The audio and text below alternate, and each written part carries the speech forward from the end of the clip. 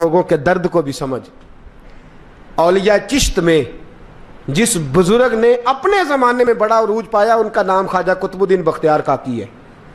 سب بولیے رحمت اللہ تعالی علیہ. خواجہ قطب الدین یہ شہزادے تھے اور مرید ہوئے تو خواجہ معین الدین صاحب کے ساتھ ہی آ گئے دلی میں. خواجہ معین الدین صاحب کی بھی کیا بات، عطائے رسول ہند الولی، اور ان کے مرید تھے بابا فرید الدین گنج شکر رحمت اللہ علیہ. اور مجھے اللہ جانتا ہے مجھے عشق کی حد تک پیار ہے بابا فرید صاحب سے، بڑا میرا درد ان کے ساتھ. اور میں جتنا اس صوفی کو پڑھتا ہوں کم ہی لوگوں کو میں نے پڑھا ہے. حضرت بابا فرید کے پیر اور خواجہ معین الدین صاحب کے خلیفہ کیا نام ہے؟ خواجہ قطب الدین. مکتب میں پڑھنے گئے نا پہلے دن، 4 سال کی عمر تھی تو قاری صاحب نے الف با تا سا پڑھایا تو انہوں نے 15 سپارے قرآن پاک کے سنا دیے.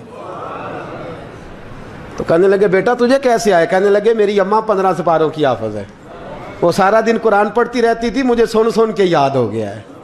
جب بالا نو گالاں یاد ہو سکدیاں نے تو قرآن پاک بھی یاد. اللہ خیر کرے، شرط یہ ہے کہ ہم گھر میں قرآن پڑھیں، بچوں کو سن سن کے بھی یاد ہو ہی جاتا ہے. خواجہ قطب الدین اتنا عروج پایا اس شیخ کامل نے کہ وقت کا بادشاہ بھی مرید ہو گیا. سلطان شمس الدین التمش مرید تھا، دلی کا بادشاہ بھی مرید تھا. اجمیر کا بادشاہ خواجہ معین الدین صاحب کا مرید نہیں ہوا، نہ پاک پتن کا بادشاہ بابا فرید کا مرید ہوا. لیکن خواجہ قطب صاحب کو اللہ نے یہ عظمت بھی دی، یہ شان ہے نا. اگرچہ صدقہ سارا خواجہ معین الدین کے قدموں کا ہی تھا، لیکن دلی کا بادشاہ مرید ہوا. اور اتنا اعلیٰ مرید ہوا کہ جب خواجہ قطب الدین صاحب کا وصال ہوا تو 3 شرطیں لگائی تھیں. فرمایا میرا جنازہ وہ پڑھائے، جب سے توبہ کیا پھر اس کا سینے بد حرام کے لیے نہ کھلا ہو، اور جب سے توبہ کیا پھر لقمہ حرام اس کے گلے سے نہ گزرا ہو، اور جب سے توبہ کیا پھر کبھی نماز تہجد بھی قضا. بڑے بڑے صوفی میری طرح کے گردن جھکا کے کھڑے ہو گئے. 7ویں صف سے دلی کا بادشاہ نکل آیا، کہنے لگا پیرا ساری زندگی میں نے پردہ داری سے عبادت کی تھی، تو جاتی دفعہ مجھے بے نقاب کر گیا ہے. اتنا بڑا انہوں نے شخص تیار. اور حال یہ تھا، لوگ کہتے ہیں کہ فلانا آدمی امیر آدمی ہے تو حضرت صاحب کا تعلق پیر صاحب کا تعلق زیادہ ہے، تو اس کی عمارت نہ دیکھ، کبھی کبھی اس کی پرہیزگاری بھی دیکھ، اس کی خدمت گزاری بھی دیکھ. خواجہ قطب الدین صاحب پہ بھی الزام لگتے رہے. ایک الزام یہ بھی لگا کہ قریب چلے گئے. ہوا کیا، جب بادشاہ مرید ہوا تو کہنے لگا حضرت جی میں نے بادشاہی نہیں کرنی، میں نے اب خانقاہ میں رہنا ہے. تو فرمایا بیٹا تو چھوڑ دے گا تو کوئی ظالم بیٹھ جائے گا. تو حضور پھر کیا حکم ہے؟ فرمانے لگے تو نے کرنی ہے. تو کہا حضور آپ وہ کہاں ہوتے ہیں، میں کہاں ہوتا ہوں، دل ہی نہیں لگتا. تو آپ فرمانے لگے میں ڈیرا اٹھا کے تیرے قریب لے آتا ہوں. خواجہ صاحب 1 کلومیٹر کے فاصلے پر ڈیرا اٹھا کے لے آئے. فرمانے لگے میں تیری تربیت کرتا رہوں گا، تو مخلوق کا بھلا کرتے رہنا. صلی اللہ علیہ، تو حضور کی امت کا اللہ اکبر. وہ قریب. اس وقت بھی لوگوں نے بڑی باتیں کی کہ دیکھو جی بادشاہ تھا نا تو پیر صاحب ہی نیڑے آ گئے. لوگ دیکھتے نہیں کہ اصل بات کیا ہے. خیر وقت گزر گیا، بادشاہی مرید ہو گیا تو پھر دلی سارے میں اسلام، اتنا عدل انصاف. ہندوؤں کو بات پسند نہ آئی، انہوں نے کچھ مسلمان خرید لیے. سلطان شمس الدین التمش بیٹھا ہے دربار میں. جاگ رہے ہیں نا آپ لوگ؟ سب کہیے صلی اللہ علیہ. بڑی غور سے سننے والی بات. ایک دن سلطان شمس الدین تمش دربار میں بیٹھا ہے، قاضی عدالت بھی بیٹھے ہیں، مقدمات سنے جا رہے ہیں. باہر سے رونے کی آواز آنے لگی، چیخنے چلانے کی. بی بی بیان کر رہی کیا ہو گیا کیا ہو گیا. وہ ٹال لگے ہوتے تھے بادشاہوں کے، وہ بجنے لگے، زور ہونے لگا. بادشاہ نے کہا اس فریادی کو جلدی بلاؤ. وہ اندر عورت آئی تو چیخ چیخ کے رو رو کے اس نے اپنے کپڑے پھاڑ پھاڑ کے، برا حال، 2 مہینے کا بچہ. لوگ اس کی آہو زاری پر اس کی طرف متوجہ. بی بی کیا ہوا، پانی پلاؤ بٹھاؤ، یہ کیا ہو گیا؟ کہنے لگی لٹ گئی، عزت برباد ہو گئی، تباہ کر دی گئی. میں کیا ہوا؟ کہنے لگی بادشاہ ایک شخص میرا غیر شرعی خامند بنا، پھر مجھے حمل ہوا، پھر میری گود میں یہ بچہ ہے 2 مہینے کا. اب گئی ہوں تو وہ کہتا ہے کہ میرا تو تیرے سے تعلق ہی کوئی نہیں. بادشاہ کہنے لگے یہ سلطان شمس الدین تمش کی جگہ ہے اور میں نے رسول اللہ صلی اللہ علیہ وسلم کے دین کے مطابق حکومت استوار کی ہے. کون ہے جو تیرے ساتھ؟ ابھی گردن نہ کاٹ دوں گا. بات کر کون ہے؟ کہنے لگی تو کچھ بھی نہیں کرے گا, کوئی کچھ نہیں کر سکتا. لوگ کلمے چھوڑ کے بیٹھ گئے, توجہ ادھر ہو گئی. پراپوگنڈے بڑا اثر کرتے ہیں معاشرے پہ. رنگ ایسا عجیب ہے, انداز ایسا عجیب ہے. فرمایا بات تو کر. اس عورت کی آواز گونجی تو حالات ہی خراب ہو گئے. کہنے لگی بادشاہ حوصلہ پیدا کر سننے کا. کہا تو بات کر. کہنے لگی میرے گود میں جو بچہ ہے یہ قطب الدین بختیار کاکی کا ہے, یہ تیرے پیر کی ناجائز اولاد ہے. اٹھاؤ, پروفیسر سلیم چشتی نے پی ایچ ڈی کی ہے, وہ لکھ رہے ہیں اس واقعے کو. تیرے پیر کا ناجائز بچہ ہے. ہاتھ کانپنے لگے بادشاہ کے. کہنے لگے یا اللہ کبھی تو قیامت برپا کر دے تو معاملہ ٹھیک ہو جائے, میں تیری زبان کھینچ دوں گا تیری گرد. تو نے بات کیسے کی؟ کہنے لگی میں نے کہا تھا نا تیرے اندر حوصلہ نہیں, میری عزت تار تار ہو گئی اور تو پیر بچا رہا ہے. اللہ اکبر. سلطان شمس الدین تمش آسمان کی طرف دیکھ کے کہنے لگے مولا مجھ مجرم کو جس کی برکت سے اٹھا کے تو نے مسجد میں پہنچایا, آج مجھے تو نے کس امتحان میں ڈال دیا؟ یہ کیا رنگ تو نے زندگی کا بنایا ہے؟ کہنے لگی بلا اسے, اڑا اب گردن. اللہ اکبر. خواجہ قطب الدین بختیار کاکی, ذرا اس جگہ پہ اپنے آپ کو کھڑا کر کے دیکھ میرے دوست. جو شخص دلی کے بازار میں نکلے تو دکانیں بند ہو جائیں, عورتیں گھروں میں گھس جائیں, جس کے نام پر چرچے ہوں دین کے, وہ شخص لاٹھی ٹکاتا ٹکاتا. عرس منانے آسان ہے, ڈھول ڈمکے کر کے گھروں کو جانا آسان ہے, پر ذرا ان کی راہوں کا مسافر تو بن انہوں نے انداز کیا اختیار کیا. حضرت خواجہ قطب الدین بختیار کاکی, خبر پھیل گئی. اتنی شہرت پاکیزگی کی نہیں ہوئی تھی جتنی اس جرم کی ہوئی. لاٹھی ٹکاتے ٹکاتے جب پہنچے نا بادشاہ کے دربار میں, بادشاہ اٹھنے لگا, قاضی اٹھنے لگا, لوگ اٹھنے لگے, تو قطب الدین بختیار کاکی کی آنکھوں میں آنسو آئے. مانے لگے بیٹو بیٹھ جاؤ, آج میں پیر بن کے نہیں آیا, میں مجرم بن کے آیا. اور کہا میرے مالک کا انصاف بھی دیکھو, دلی کا پیر آج دلی کی عدالت میں اپنے نا کردہ جرم کی صفائی دینے آیا. بڑی لاٹھی پہ ٹیک لگائی. دلی کی گلیاں بھی روتی ہیں کہ یہ کیا رنگ, اللہ یہ تیرا کیا رنگ ہے, یہ تے میں گڈی تے ہاتھ ڈور سجن دے, او جنج رکھے اونج رہنا ہے, واجب نہیں جے وچ شریعت, مندہ خسم نو کہنا اے تن میرا کنگھی ہووے, میں زلف سجن دی واواں, پوش میرے دی جتی بن جائے, میں یار دی قدمی آواں, مارو مارو مینوں مار مکاؤ, کوئی یوزر نہ پیش لے آواں, جے سونا ہی میرے دکھ وچ راضی, جے سونا ہی میرے دکھ وچ راضی, تے میں سکھ نو چلے ڈاواں, پر یار فریدا جے کدی مل پے سونا, یار فریدا جے کدی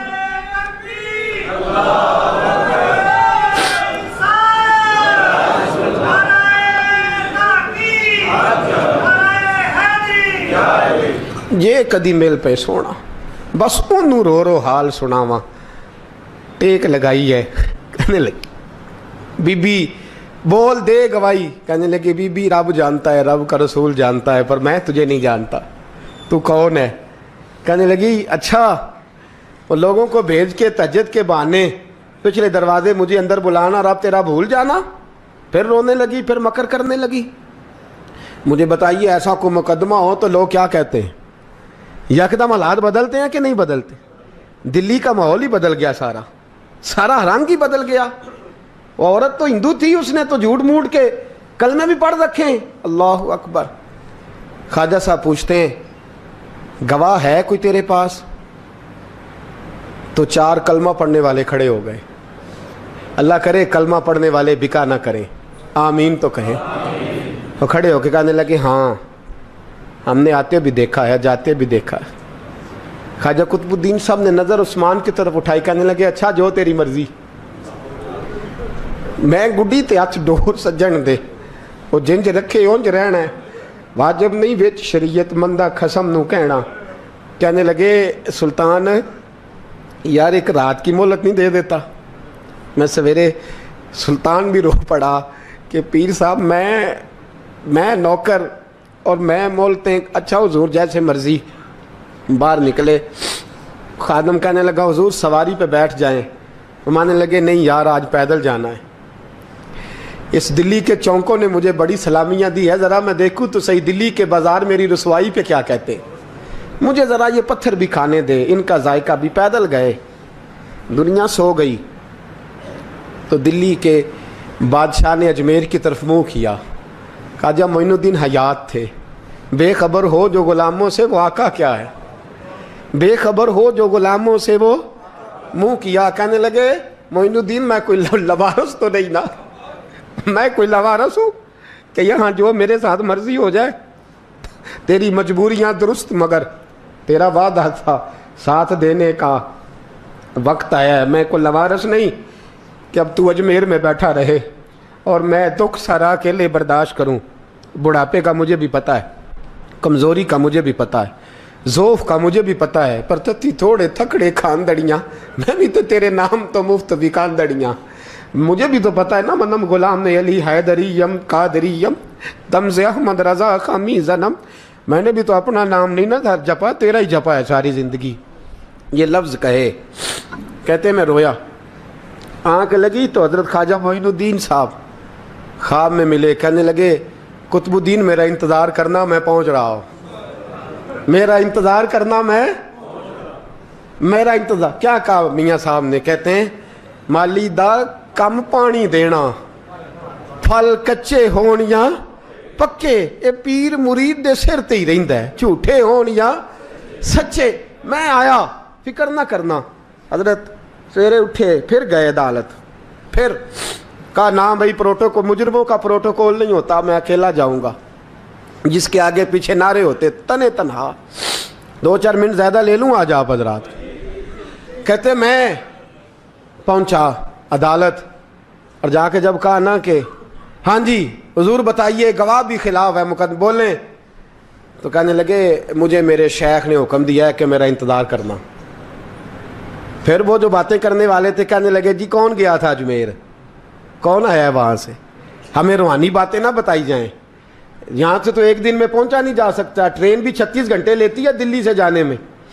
تو کہا یہ کیسے ہو سکتا ہے, کوئی رات کو رات آپ کو خبر ہو گئی, آپ کیس کو لمبا نہ کریں. بادشاہ مرید ہے, لگتا ہے کہ یہ راتوں رات بھگا دے گا پیر کو. اتنی باتیں خواجہ صاحب نے سنی. جب بے گناہ آدمی کو یہ باتیں سننی پڑتی ہیں پھر دل بڑا ٹوٹتا ہے, پھر بڑی تکلیف ہوتی ہے. حضرت کہنے لگے یارو تمہاری مرضی. شمس الدین تمش کی آواز گونجی. فرمایا جیسے انہوں نے کہا ویسے کیا جائے گا. 3 دن کے لیے عدالت برخاست کر دی جاتی ہے. چیم گوئیاں ہونے لگی, پھبتیاں کسی جانے لگی. تیسرے دن شام کا وعدہ تھا, چوتھے دن عدالت جانا تھا. قطب الدین بختیار کاکی کے پاس لوگ آ کے افسوس کرتے تو آپ بولتے نہیں. یہاں تو لوگ صفائیاں دیتے ہیں, بولتے نہیں. فرماتے یار میں گڈی تے ہاتھ ڈور سجن دے, وہ جنج رکھے, میں اونج ہی رہنا ہے, جیسے اس کی مرضی ویسے. جیڑیاں گڈیاں آپ پہ اڈیاں ہو نہ چڑھن اونچائیاں, وہی گڈیاں اونچیاں اڈیاں جڑیاں سائیاں آپ چڑھائیاں. فرمایا ٹھیک ہے جیسے وہ رکھے, میں راضی ہوں. اللہ اکبر. تیسرے دن کی مغرب کا وعدہ تھا. جب مغرب کا سورج ڈوب گیا نا, بڑے قافلے اجمیر سے آئے پر معین الدین نہ آیا. وعدہ کیا تھا یار نے آؤں گا دن ڈھلے.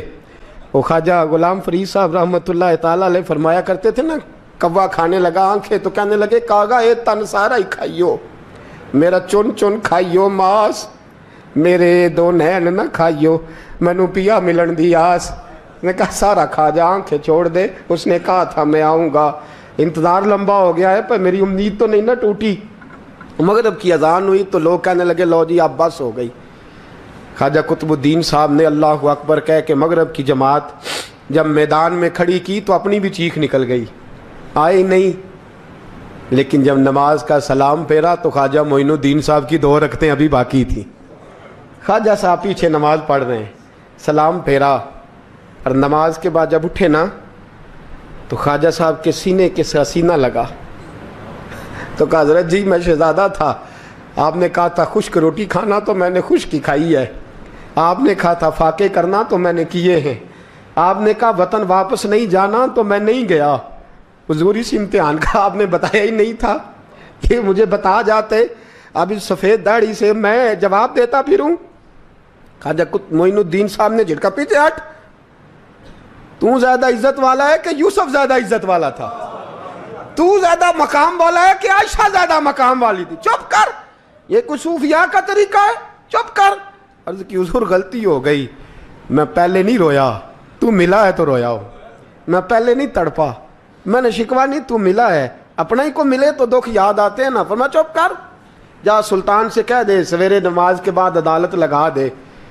سویرے جب عدالت لگی نا تو خواجہ معین الدین صاحب بازو پکڑا خواجہ قطب صاحب کا, نکلے تو دیکھا لائنیں لگی ہیں, مجمع لگا ہے, آنکھوں میں آنسو آ گئے. کہا حضور آپ کیوں روتے ہیں؟ فرمایا میرا دل تھا لوگ میرے کتب کی شان دیکھنے آئے, یہ کتنے بدبخت ہیں, میرے کتب کی رسوائی دیکھنے آئے. کتنے نالائق ہیں, رسوائی دیکھنے اتنے آئے ہیں, شان دیکھنے آتے ہی نہیں. اللہ اکبر. جب میدان لگا